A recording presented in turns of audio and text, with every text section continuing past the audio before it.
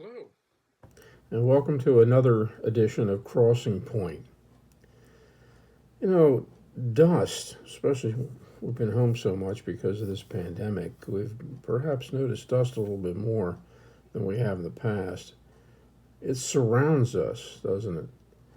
But unless we work in construction, we're not really worried about dust too much.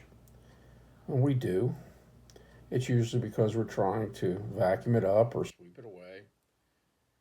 Although we can are continually touching and inhaling some mix of hairs and pollen and fibers and mites and skin cells, we try not to think about that.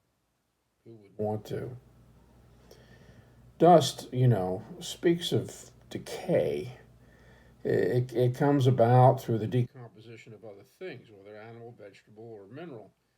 Dust in the home means our cells have died recently. At a building site, it means something has been knocked down or destroyed.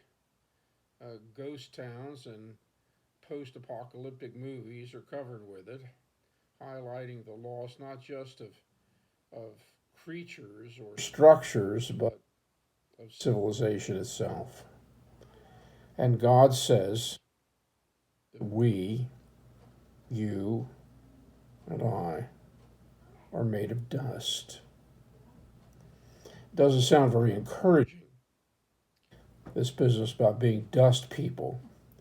It means that one day we will turn back into dust. When humanity fell in the garden, the resulting curse was, "For dust you are, and to dust you will return." That's in Genesis 3:19.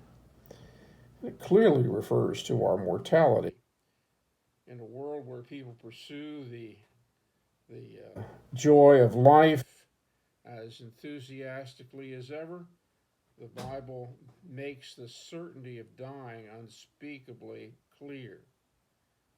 People are destined to die once, it says, and after that, face judgment. We read that in Hebrews 9:27. We come from the soil, and one day we will again be part of it. People sometimes talk as if Christians believe in immortality and secular materialists don't. The reality is almost the opposite.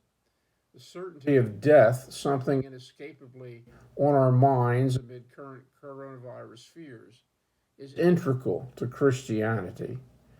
Our future does not depend on immortality, but on resurrection. While those most eager to postpone or even escape death typically have no resurrection hope whatsoever. Early churches met in catacombs surrounded by corpses. Realize that? To this day, many churches have graveyards and are filled with memorials and crypts for the faithful dead. Our sacraments, our worship is filled with a certain graphic morbidity. We bury people in water. We eat a broken body. We drink blood, or so people think we do. As the rich world spends good money trying to avoid or thinking about death, part of the church's mission is reproclaiming the obvious: ashes to ashes, dust to dust. The language of dust also highlights our supernatural God breathed origins. In some of the Egyptians and Akkadian creation stories, humans are described as being made out of clay, which you can imagine is very similar to the biblical account in that regard. In every other regard, it isn't. Most of us, with a bit of practice, could form clay into something resembling a person, but you could never do that with dust. The most complex shape we could make out of dust would be a pile, and then even a gust of wind would instantly scatter it. What causes a bunch of particles to come together as a human being is not any property inherent in the particles. It's nothing less than the breath of God. The breath of God, we're told in the Bible, animated the dust and formed it into a living soul.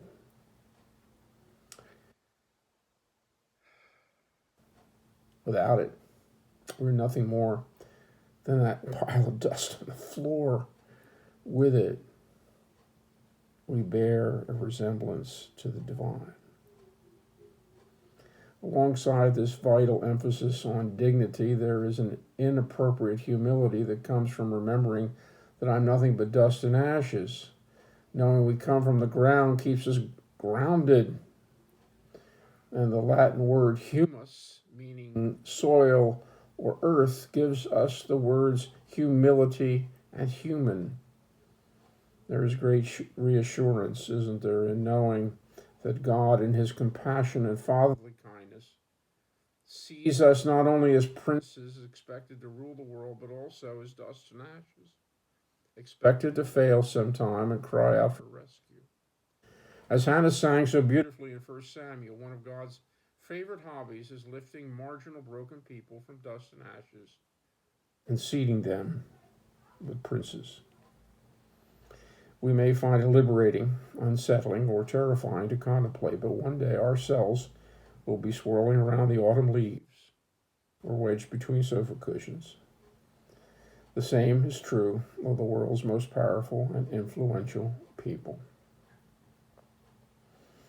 And so, the most invincible of individuals, or so they may seem to us, will finally turn to dust.